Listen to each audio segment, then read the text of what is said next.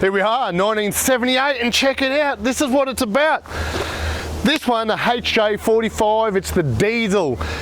Built at home, this one, but before we go there, drum brakes, it's the H, it's the 4-speed. Tub's been on there from day one. But for me, I've sold a lot of components over the build of this for the customer.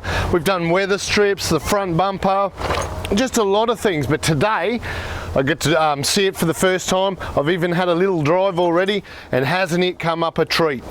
So the paint, you'll notice it is the 416, it's the factory colour, but it's satin, so it's got a satin finish.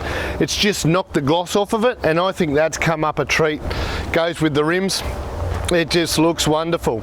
And even though it's a standard H, have a look under the bonnet, it's got aircon, but it's got the hot rod compressor under there, and just a little bit of bling, makes it a little bit fancy. And then we go on the inside, and you'll see it's not the Nippon Denso, it's got an aftermarket aircon unit in there.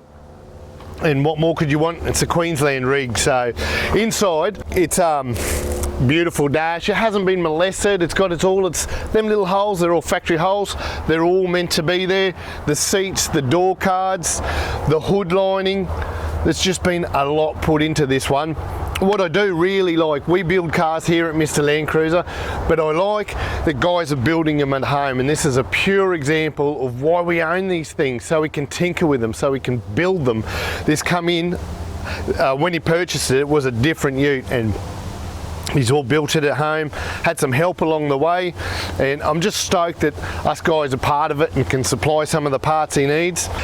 Due to guys like Rob Sawyer, he's bought the tailgate off Rob. Rob's making these tailgates, brand spanking new replicas. We've purchased them, this one's got them. Now Rob's also doing the sides and the floors.